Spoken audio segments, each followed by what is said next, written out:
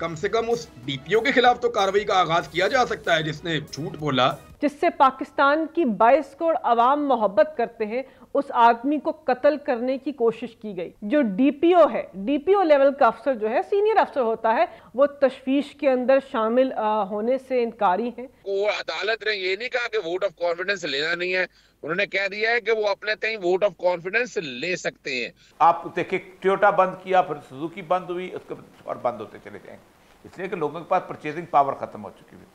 आपके बाहर जितने वो लोग थे जो रेमिटेंसेस बेचते थे, वो उन्होंने अब रेमिटेंसेस भेजनी बंद कर दी हुई है। सब्सक्राइब करें और बेल दबाएं ताकि कोई खबर रह न जाए।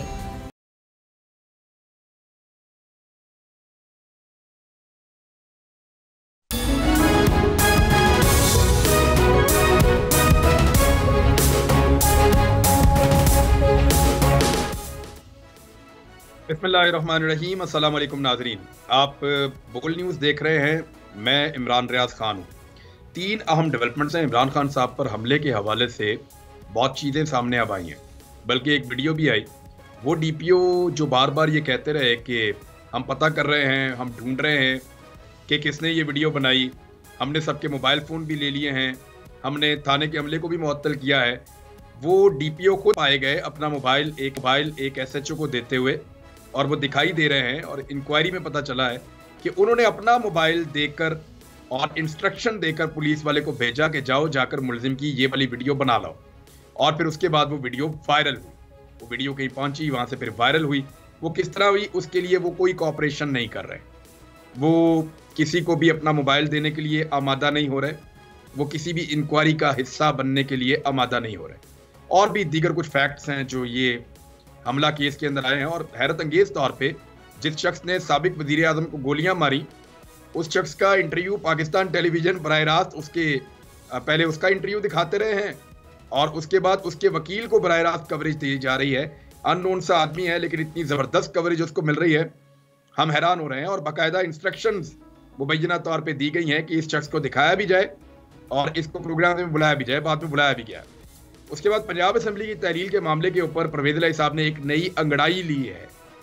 वो क्या है, उस पर बात करेंगे। और एक और खबर बैंकों से आ रही है कि अगर आप अपने क्रेडिट कार्ड को बैनुल-अक़वामी सतह पे कहीं पे इस्तेमाल करेंगे तो अब पैसे इंटर बैंक रेट के ऊपर नहीं कटेंगे, जो पूरी दुनिया में कहीं नहीं होता, ओपन मार्केट के रेट के ऊपर कटेंगे। इसहाक डार साहब का झूठ पाकिस्तान के कर दिया है। प्रोग्राम का आगाज करते हैं। मलिका बुखारी साहब हमारे साथ मौजूद हैं, और यह मकबूल जान साहब मौजूद हैं, और अजहर सिद्दीक साहब हमारे साथ इस प्रोग्राम में हैं। सबसे पहले मलिका बुखारी साहबा, ये पंजाब में तो गवर्नमेंट आपकी है, कम से कम उस डीपीओ के खिलाफ तो कार्रवाई का आगाज किया जा सकता है जिसने झूठ बोला, जो जेआईटी के अंदर जाकर किसी किस्म की इंक्वायरी का हिस्सा नहीं बन रहा, जो अपना मोबाइल फोन नहीं दे रहा। आखिरकार साबिक वजीर आजम को गोलियां लगी हैं। जी बिल्कुल। देखिए इमरान साहब, पहली बात तो ये कि इन सब चीज़ों के मंजर आम पे आने से पहले पाकिस्तान की आवाम को अभाम था, शायद थोड़ा भरम था कि पाकिस्तान के अंदर लाकानूनियत या पाकिस्तान के अंदर ताकतवर कुव्वतें जो हैं वो इस किस्म की लाकानूनियत नहीं फैलाती। लेकिन अब इन चीज़ों के मंजर आम पर आने के बाद और साबिक वज़ीर आज़म ने जो 4-5 अहम सवाल पाकिस्तान की आवाम के सामने पेश किए हैं, जिसके जवाबात एक खुली किताब है, पाकिस्तान की आवाम उनके जवाबात जानते हैं, लेकिन उसके बारे में खुलेआम शायद आम फहम बात नहीं हो सकती। इन सब चीज़ों के मंजर आम पे आने के बाद ये तो आया हो गया है, ये तो सबको साबित हो गया है कि पाकिस्तान के निज़ाम इंसाफ के ऊपर भी एक निज़ाम है। पाकिस्तान के सबसे बड़े सूबे के अंदर जिस आदमी की हुकूमत है, जो पाकिस्तान का सबसे मायानाज लीडर है, जो पाकिस्तान की सारी इकाइयों को जोड़ता है, जिससे पाकिस्तान की 22 करोड़ अवाम मोहब्बत करते हैं, उस आदमी को कत्ल करने की कोशिश की गई।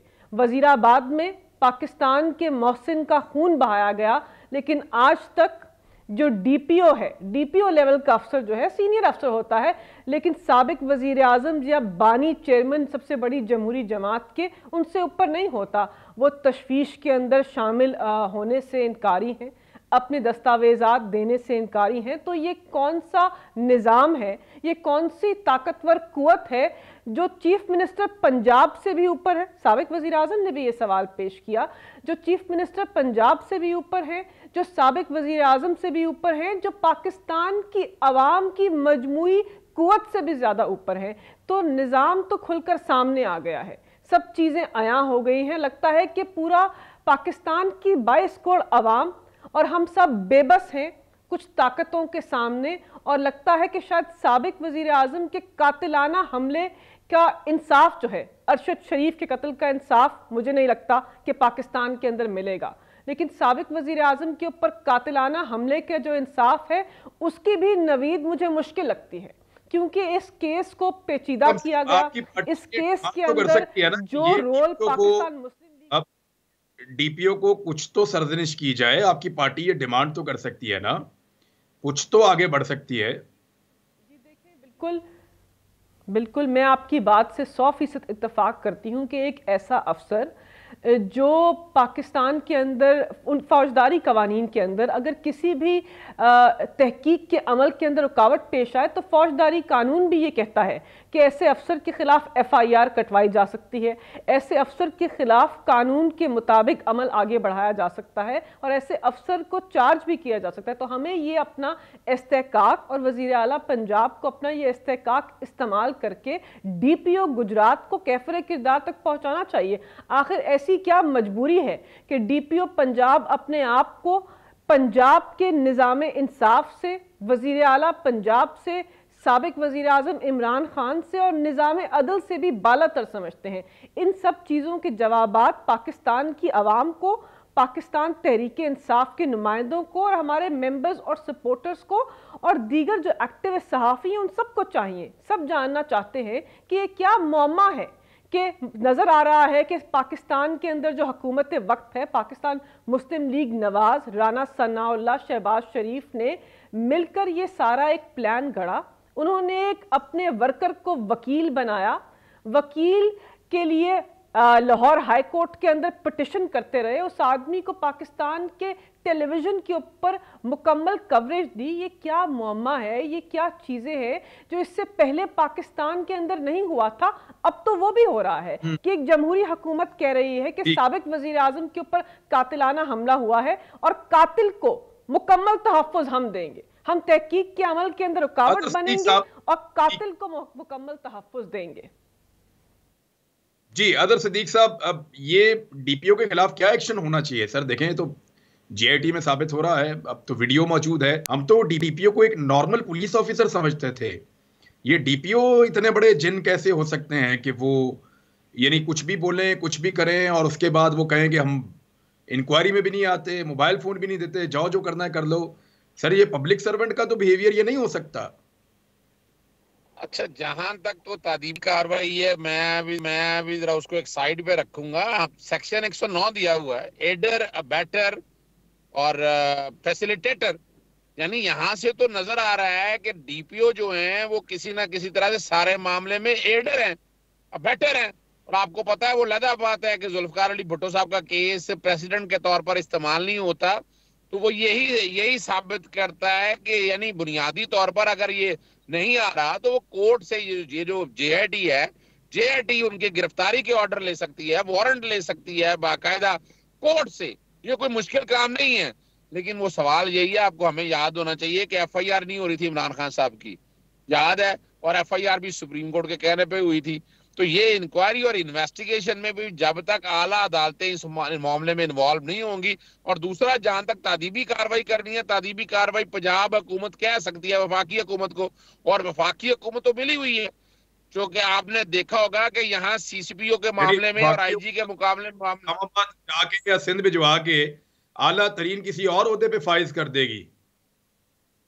ये देखे ना, ये तरीकाकार यही है ना, उन्होंने तो तरीकाकार ये ढूंढा हुआ है। और इसीलिए जो इमरान खान साहब, जो राना सनाउल्लाह या नवाज शरीफ या बाकी लोगों को अब इमरान साहब इसको जरा आज मिलाएं यहाँ उसके साथ जो तस्नीम हैदर कह रहा है। लोग नहीं मानते उस बात को, लेकिन मैं कई चीजों को देखता हूँ, जब मैं कड़ियों से कड़ियां मिलाता हूँ तो तस्नीम हैदर की लंदन में जो बातें कही हुई है उसमें सच्चाई नजर आती है। उसमें नजर आ रहा है कि वो बाकायदा बैठकर, और वो चूंकि वफाकी हुकूमत में बैठे हुए हैं और वफाकी हुकूमत बैठे अपने अफसरान को जितना भी है, आपने IG भी देख लिया, CCPO के साथ मामला सारे देख लिए हैं। तो यहाँ तो मामला जो मैं समझता हूँ कि ये वाला मामला सुप्रीम कोर्ट को या तो आज खुद नोटिस लेना चाहिए, बल्कि ना हो सके तो पाकिस्तान तहरीक इंसाफ इस वाले मामले को सुप्रीम कोर्ट ले जा सकती है कि ये ज्यादती हो रही है उनके साथ ये सारे मामले में।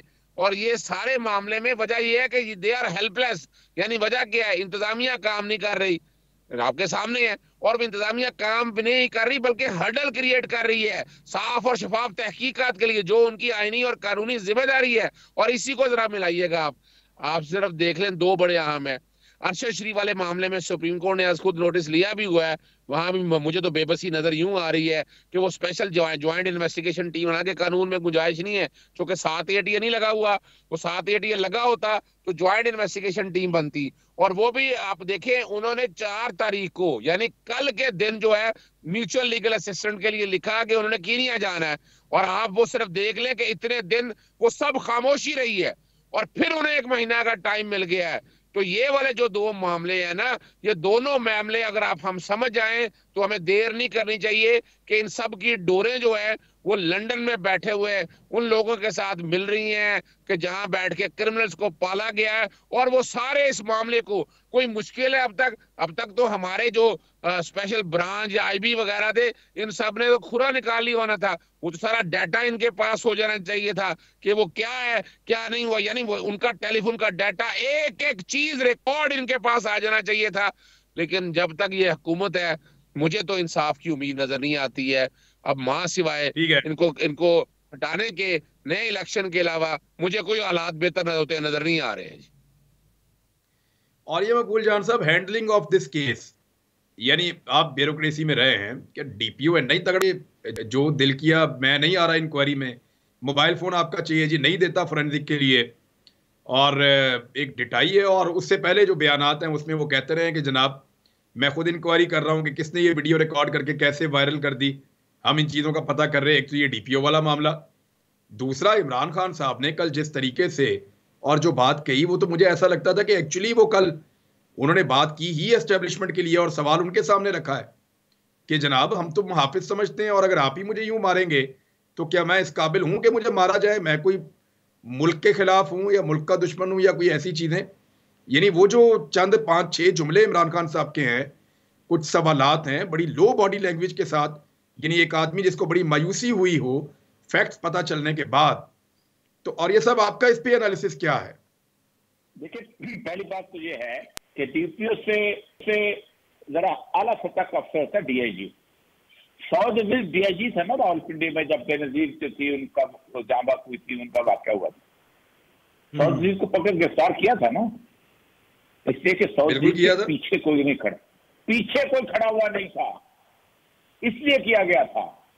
असल मसला ये है, मामला ये नहीं है, मामला ये है कि उसने, पहली बात यह है कि 109 के अंदर उसका चालान होता है, वो SHO जिसके इलाके के अंदर उसने ये वीडियो दी है और उसको वीडियो को फिर आगे उसको एविडेंस को लीक किया है और उसके बाद लीड फराहम की है कि किस तरह उसको गलत किया जा सकता है, किस तफ्तीश के रास्ते में रुकावट डाली जा सकती है। एक SHO को इख्तियार हासिल है कि उसके ऊपर जाके मुकदमा कर ले, बाकी तो बात की बात है। इस शख्स ने अपॉइंटमेंट के वर्दी की कोई सूरत हाल नहीं होती। मसला सारा यह है कि आप FIR से शुरू हो जाए ना, आप FIR से आए। आप मुझे बताइए, FIR एक आदमी का गुज़श्ता तकरीबन 150 साल से हक है कि वो बंदा खुद अपनी मर्जी के, मैं अपना मुजरिम खुद पहचानता हूँ, मैं अपना नाम डाल लेता हूँ। अब उसमें चूंकि एक वर्दी वाले का नाम, आप मुझे ये बताइए, आप कंटोनमेंट में रहते हैं, कंटोनमेंट में एक कोई शख्स यूनिफॉर्म्ड आदमी आपके भाई को कत्ल कर देता है, गोली मार देता है, तो क्या उसका कोर्ट मार्शल होगा? नहीं, उसका मुकदमा 302 के तहत चलेगा आम अदालत में। यह है कानून पाकिस्तान का। अगर यह पाकिस्तान में कानून ना होता तो कंटोनमेंट में थाने ना बनते। ठीक, एक बुनियादी वजह यह होती है कि आपने आप मुझे बताइए, शहबाज शरीफ का नाम आ सकता है, IG पंजाब का नाम आया कि नहीं FIR के अंदर? IG ने जो ऊपर पहने होते हैं ना, ये जो स्टार, वो स्टार इक्विवेलेंट होते हैं एक लेफ्टिनेंट जनरल के या मेजर जनरल के, 20 और 21 ग्रेड के हिसाब से। आपने अच्छा, इमरान खान की FIR दर्ज हो जाती, खुद ब खुद खराब हो जाती, तो आसान का काम है इन लोगों के खिलाफ। उधर बाबा सबूत नहीं मिलने से ये DPO आज ये DPO पे कोई हाथ नहीं डाल रहा, नहीं डाल सकता, कल अगर इमरान खान की हुकूमत आती है और वो इस इंक्वायरी को आगे बढ़ाते हैं तो एस्टेब्लिशमेंट के अंदर भी आपको पता है तबादले और तरक्कियां होती रहती हैं, तो कल जब इस डीपीओ के पीछे किसी का हाथ नहीं होगा तो ये तो जेल चला जाएगा फिर। देखें, यही मसला है कि मैंने बहुत पहले कहा है और मैं बड़े तल्ख हकीकत आपके सामने रखता हूं कि जब भी आप कभी पुलिस से काम लेने लगते हैं ना, और जो काम भी करने लगते हैं, आप उसको आखिर दम तक तहफ़्फ़ुज़ देते हैं, वो तहफ़्फ़ुज़ करते रहेंगे। मैंने कहा था मैं उस दिन कॉलम लिखना छोड़ दूंगा जिस दिन मॉडल टाउन का पुलिस वाला जो है वो कटहरे में आएगा और जिस दिन जामिया अफसा के ऊपर एक्शन करने वाले कटहरे में आएंगे। हमारा मसला पता क्या है, हम उनको गुड फेथ में छोड़ते फिरते हैं। ये गुड फेथ नहीं है। मसला है एक ही, मैं लोग जो मर्जी कहें, पॉलिटिकल मर्डर कहें, मैं आज भी समझता हूं कि जुल्फकार अली भुट्टो का जो केस था उससे बेहतर केस ही पाकिस्तान के अंदर एग्जाम्पल के तौर पे नहीं है। उसने साबित किया गया था कि हां, जो बंदा ऑर्डर करता है उसको फांसी दो। क्या दुश्मनी थी पुलिस वालों की अहमद रजा कसूरी के साथ? उनके भाई को कत्ल किया हुआ था, उनकी जायदाद पे कब्जा किया हुआ था। पहली दफा तारीख में यह हुआ था कि वो शख्स जो हुक्म देता है कि जाओ जाके फलां को कत्ल करके आओ, और आप जरा पढ़े उस फैसले के अंदर, उन्होंने कहा था कि ये पुलिस नहीं, ये हुकूमत नहीं, एक बदमाश का डेरा बन चुका हुआ है जहां से कातलों को भेजा जाता है, जाओ मेरे मुखालिफिन को कत्ल करके आओ। तो सर खाली एक भुट्टो साहब ने तो नहीं किया था ना, पाकिस्तान में तो हर थोड़े दिन के बाद इस तरह के हुक्म दिए जाते हैं। 25 मई का भी हुक्म किसी ना किसी ने दिया हुआ था। ये जो अभी सारा कुछ हुआ है इसका भी हुक्म कहीं से आ रहा था। ये जो वीडियोस रिकॉर्ड हो रही थी इनका भी हुक्म कहीं से आ रहा था। और वजीर आला की बात भी नहीं मानी जा रही थी, आईजी की भी नहीं मानी जा रही थी। तो सर इस तरह अहकामात देने वाले अगर बसना शुरू हो गए तो पाकिस्तान में तो आपको चौक में फांसियां लगानी पड़ जाएंगी। मूनस इलाही साहब कहते हैं कि एक एसएचओ नहीं मिल सका। ओ भाई, तुम्हें शर्म से डूब मरना चाहिए। जिस सूबे में एक बागैरत बाइज्जत कानून पे अमल करने वाला एसएचओ ना मिल सके, वो सूबा है, वो हुकूमत है यार। अल्लाह का कोई खौफ नहीं किसी को, सिर्फ नौकरी का और बाल बच्चों का खौफ है लोगों को। बाल बच्चे तो एक्सीडेंट में मर जाते हैं, जान तो वैसे भी चले जाती है। और ये सब मैं एक ब्रेक ले लेता हूं। और आपने क्योंकि मुन्नस साहब का जिक्र किया है तो उन्होंने और उनके वालिद ने वादा किया है कि वो अपील कर देंगे, लेकिन हालात देखकर ऐसा लगता है कि उनको वोट तो चाहिए पाकिस्तान तहरीक इंसाफ का, और बक्से भर भर के उनको पाकिस्तान तहरीक इंसाफ का वोट चाहिए, लेकिन साथ में उनको एस्टेब्लिशमेंट की सपोर्ट भी चाहिए ताकि इक्तदार आइंदा भी उनके हाथों में रहे। एक ब्रेक लेते हैं, फिर वापस आ रहे हैं।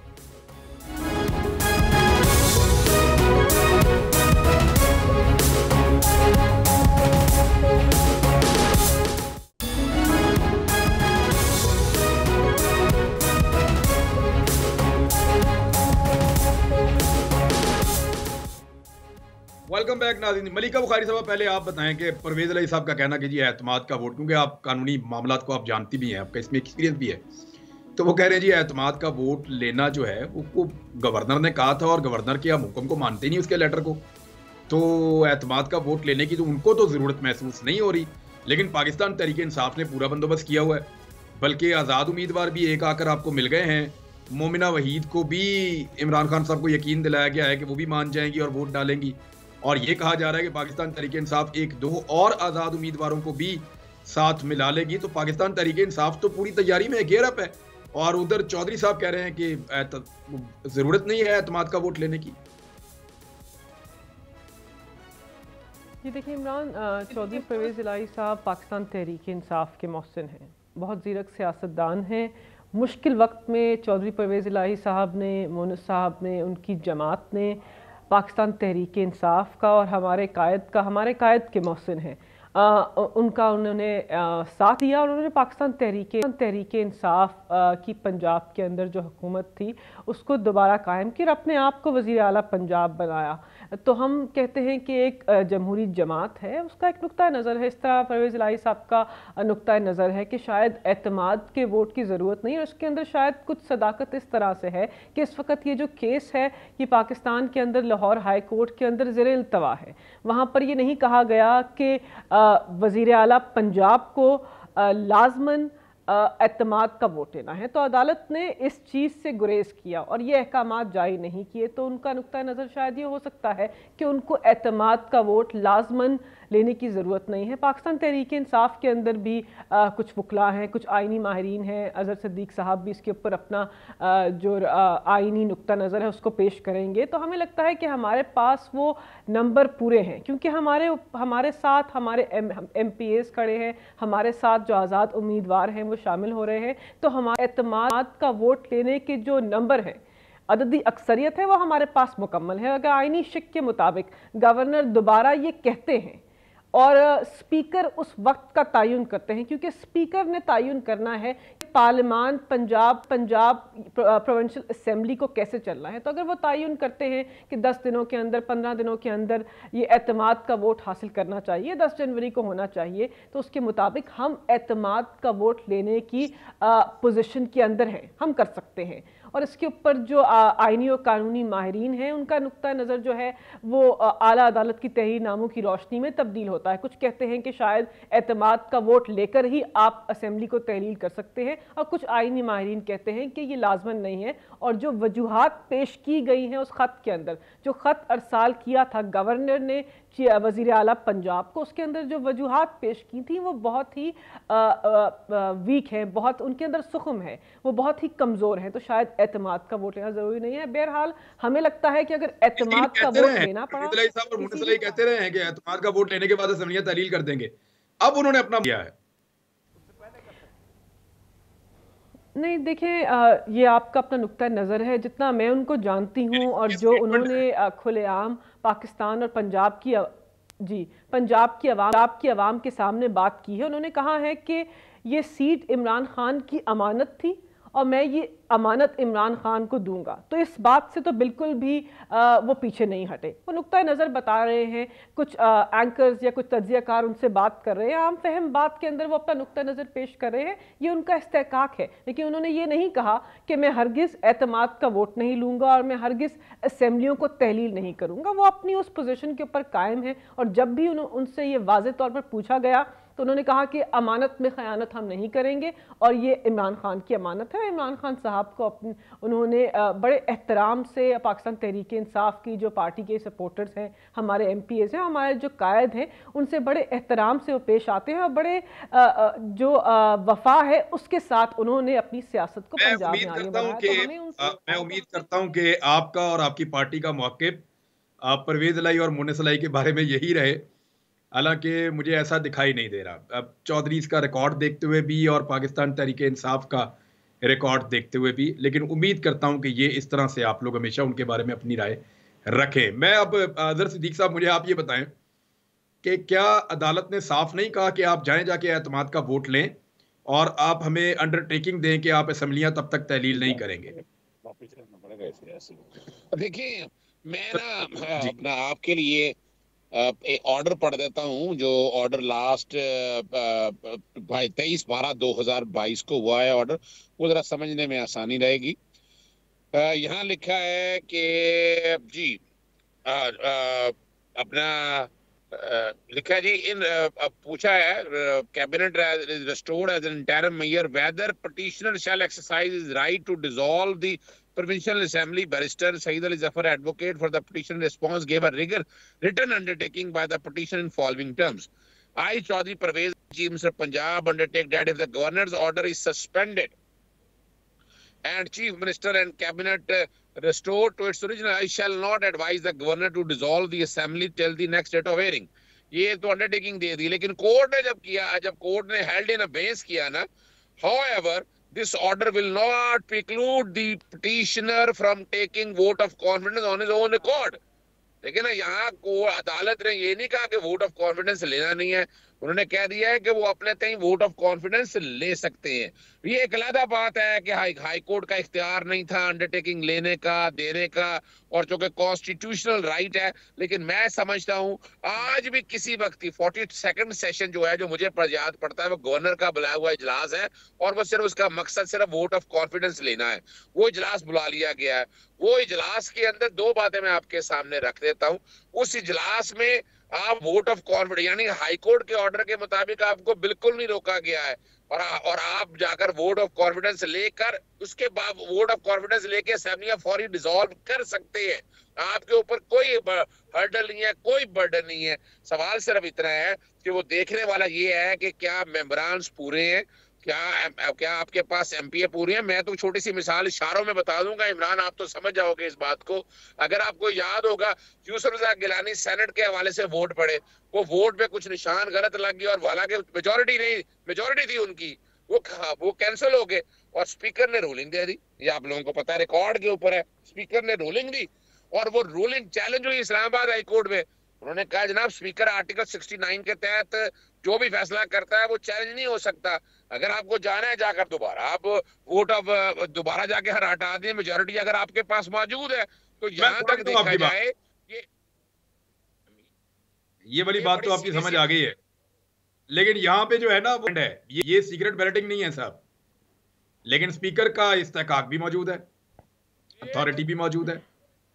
केस है, कोई बड़े लॉजिक नहीं है। आप जाएं असेंबली में जाकर अभी बंदा कटियारी इसके लिए एजेंडे में भी रखना जरूरी नहीं है, ये मैं बताता चलूं, क्योंकि सेशन में वो सेशन सिर्फ और सिर्फ वोट ऑफ कॉन्फिडेंस के लिए है। हाँ, जो स्पीकर ने इजलास बुलाया उसमें एजेंडे में आप रखें, मेरा ये नुक्ता नजर अपनी जगह पर है, क्योंकि जब गवर्नर वाला इजलास है तो उसके लिए एजेंडे में नहीं भी रखा तो किसी वक्त भी वोट ऑफ कॉन्फिडेंस लिया जा सकता है। और मेरा जहां तक ख्याल है शायद वोट ऑफ कॉन्फिडेंस लिया जाएगा और असेंबलियां आने वाले वक्त में तहलील कर देंगे। अगर नहीं करेंगे तो आपके पास 15 जनवरी के बाद हालात दिन ही कोई नहीं रह जाने आपके पास असेंबलियां तहलील करने के लिए। आप असेंबलियां तहलील भी कर देंगे अगर, तो आगे जो वो इलेक्शन होने हैं वो कई अडल हैं, मई जून आ जाएगा बजट का सेशन, फिर आप ऑटोमेटिकली आगे आ जाएगा 12 अगस्त आखिरी डेट है, तो शायद आप ना कर सके। मेरा ख्याल है टाइम पाकिस्तान तहरीक इंसाफ के पास या उनके इत्तेहादियों के पास टाइम कम है। दूसरी ऑप्शन ये मेरी इत्तला के मुताबिक सोची जा रही है कि अगर नहीं होगा तो फिर बाकायदा जो है उसके ऊपर इस्तीफे दिए जा सकते हैं, वो सेकंड ऑप्शन भी अवेलेबल है। और वो डरे हुए हैं, अगर ये असेंबलियां तहलील करने और इस्तीफे से ना डरे हो ना, आज तक नेशनल असेंबली के इस्तीफे मंजूर कर लिए जाते। ये इतना डरे हुए हैं वो उन्हें समझ नहीं आ रहा इसे कैसे निकले। ठीक है, और ये देखें पीटीएम की तो समझ आती है, पीटीआई की भी समझ आती है, चौधरी की आपको क्या समझ आती है? वो क्या चाहते हैं, उनकी कैलकुलेशन क्या है? देखें चौधरी जो है इस वक्त दो किश्तियों में सवार चल रहे हैं। एक बात तो यह है कि अगर वो आज पीटीआई को छोड़ते हैं या पीटीआई के खिलाफ फैसला करते हैं तो उनका मुस्तकबिल पूरी ज़िंदगी के लिए तारीख हो जाता है। मैं गुजरात से ताल्लुक़ रखता हूँ, मुझे पता है कि गुजरात में पोजीशन क्या है और कैसे सूरत हाल बिल्टअप हुई है। मुश्किल है कि वो उसके बाद दोबारा उनका कम बैक हो सके। दूसरा यह है कि आपस में भी ख़ानदान का मसला है, तो फिर तो बिल्कुल कम बैक नहीं हो सकता अगर आपके पास पीटीआई का वोट, जो कि गुजरात का बड़ा सॉलिड वोट है, वो। लेकिन दूसरी तरफ वो डर भी है, खौफ भी है। और खौफ पता है क्यों है? पाकिस्तान में खौफ क्यों है? पाकिस्तान में सियासतदान खौफजदा क्यों है? मैं इस नैब के प्रोसेस के अंदर और इन सारी चीज़ों के अंदर मुद्दतों इन्वॉल्व रहा हूँ। मुझे अच्छी तरह याद है कि एक आदमी को उन्होंने चीफ मिनिस्टर बनाना था, नैब के उसके ऊपर केसेस चल रहे हुए थे, मैं उसके अंदर प्रिंसिपल विटनेस था। मैं वो कागजात जब लेके गया तो वो कागजात ओरिजिनल गायब थे, उसकी जगह फोटो कॉपी रखी हुई थी और उसमें चीफ मिनिस्टर के दस्तखत ही गायब थे, उस शख्स के, उस पॉलिटिशियन के। मैं चीखता रहा कि मेरे पास जो फोटो कॉपी उसमें दस्तखत मौजूद हैं, लेकिन उसको बाद में उसकी फाइल जो क्लोज कर दी गई और वो एक सूबे का वज़ीर आला बन गया। ये क्यों डरते हैं? इनकी फाइलें पड़ी हुई हैं, इनके अपने वीकनेसेस हैं जिसकी वजह से ये डरते हैं। इनके और बहुत सारे अखलाकियात के हवाले से बाकी चीज़ें, सिर्फ उनकी बातें बाकी सारे लोगों के लिए ये जगह जगह पे अलग अलग मामला के अंदर कॉम्प्रोमाइज़ करते हैं। उसके लिए असल मसला है। इमरान खान साहब की पीटीआई का भी मसला यह है कि नीचे क्यों लोग हिलते हैं। मसला यह है कि वो रेगुलर सियासतदान हैं, वो कॉन्स्टिट्यूंसी वाले लोग हैं, वो कभी कभी जब हिलते हैं तो पता चल जाए राजा रियाज वगैरह क्यों हिले। आपको पीटीआई का नजरियाती बंदा थोड़ा था। ये खौफ है जो कि क्रिएट किया गया है पाकिस्तान में गुज़श्ता 40-45 साल से। अगर तो वाकई यहाँ पर इंतसाब हो गया होता तो खरा और खोटा अलग हो गया होता। फिर आपको कोई तरह का बंदा नजर नहीं आता जिसको एक एजेंसी का बंदा जाए और कहे तुम्हारी फाइल है मेरे पास, तुम्हारी वीडियो है मेरे पास। फिर वो कहता अच्छा ठीक है, मैं तो खुला हूं, मैं जब जिस जगह खड़ा हूं मैं वहीं। पाकिस्तान को स्टेट पॉलिटिक्स रहने नहीं दी गई, पाकिस्तान की स्टेट पॉलिटिक्स को इन्फ्लुएंस हुआ है। अब सूरत जहाँ असेंबली की बदर सिद्दीक साहब हमारे सीनियर हैं, एडवोकेट हैं, मैं खुद भी एक जिसका उनका जूनियर हूँ इस मामले के अंदर, बहुत लेटर इसमें अजीज साहब बिल्कुल ठीक राय दे रहे हैं कि बुनियादी तौर पर इस वक्त कोई हिच नहीं है कि आप वोट ऑफ कॉन्फिडेंस लें, और उसके बाद यह है कि सिर्फ आपने एक अंडरटेकिंग दी हुई है। अब ये कोई नहीं कहता, ज़ियाउल हक ने कहा था ऐलान करते हुए कि मैंने कॉन्स्टिट्यूशन खत्म नहीं किया, उसके कुछ हिस्सों पर अमल दरामद रोक दिया। लाहौर हाई कोर्ट ने भी क्या किया, वही किया है कि मैंने कॉन्स्टिट्यूशन खत्म नहीं किया, लेकिन 112 जो है ना जहां से वो उससे अमल दरामद रोक दिया। तो एक जुडिशियल मार्शल तो लगा है ना, बड़ा मजेदार, वो सरेंडर हो गया। बिल्कुल ठीक है, कर दिया। एक सर ब्रेक लेंगे, मैं वापस आता हूँ। मुझे एक ब्रेक लेके नाज़रीन वापस आते हैं। महंगाई पे शहबाज शरीफ साहब ने और मईशत के ऊपर कुछ अजीब बातें की हैं, उन पे बात करते हैं ब्रेक के बाद।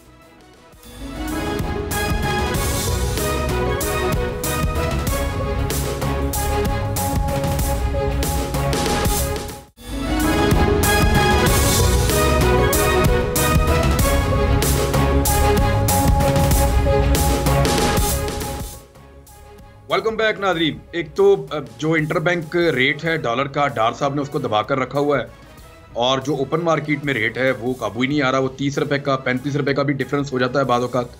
तो ये इतना ज़्यादा जो फ़र्क है ये एक्चुअली कवर नहीं हो रहा, और एक्सचेंज रेट के इस फ़र्क की वजह से पाकिस्तान की इकॉनमी का डिफ़ॉल्ट जो है वो क्लेम किया जा रहा है।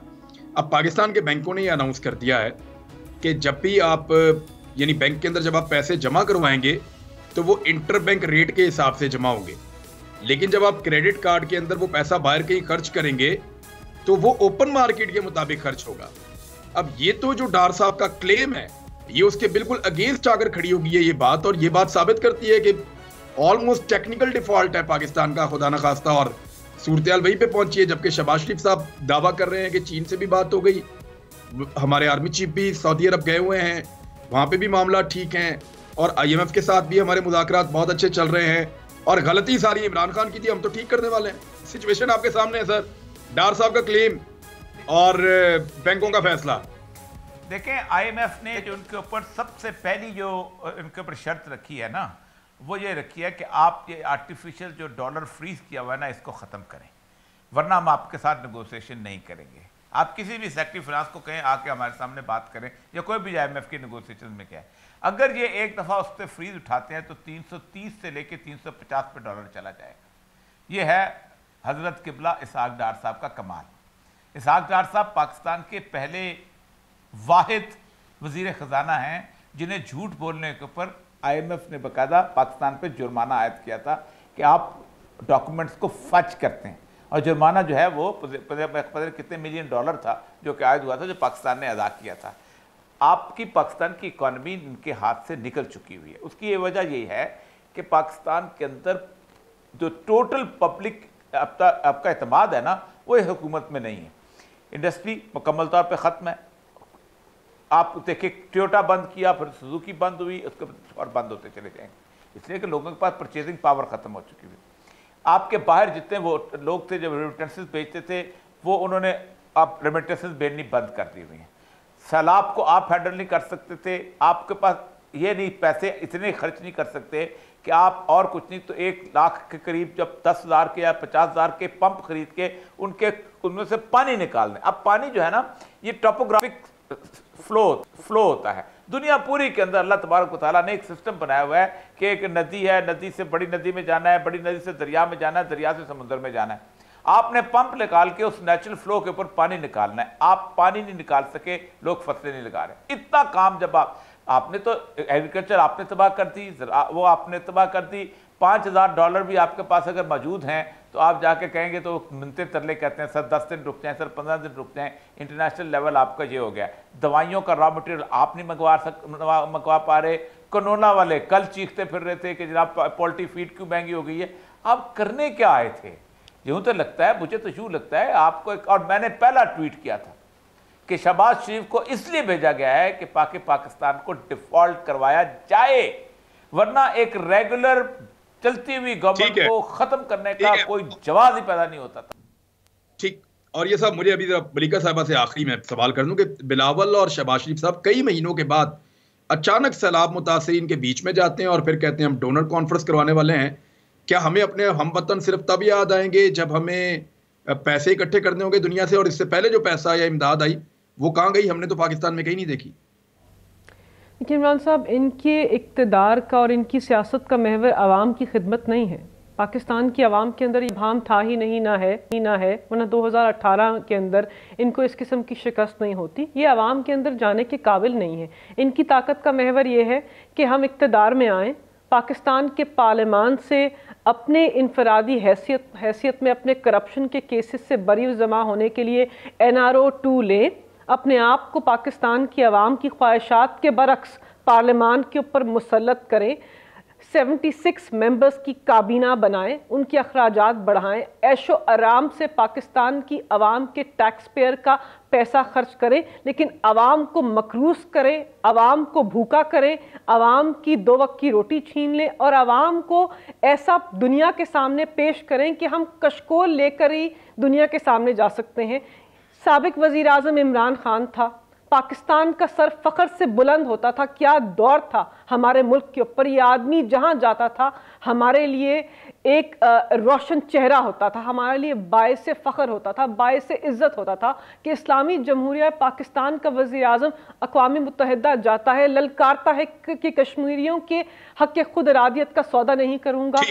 रसूल पाक सल्लल्लाहु अलैहि वसल्लम की हुर्मत का मुकदमा लड़ता है, दीन इस्लाम का मुकदमा लड़ता है। ये वो आदमी था। और अब कशकोल लेकर ही आप जब जाएंगे, आवाम को मकरूस कर जब जाएंगे तो हाथ फैलाकर। पब्लिक से वोट भी चाहिए, पब्लिक से सपोर्ट भी चाहिए, और फिर पब्लिक एक बेचने की चीज भी है, उनकी मिजरीज को पूरी दुनिया के सामने बेचकर, और पैसा भी चाहिए। बदकिस्मती है। अब तक इतना ही। अपना ख्याल रखिएगा नाज़रीन। मुलाकात होती है कल एक नए प्रोग्राम के साथ। अल्लाह हाफिज।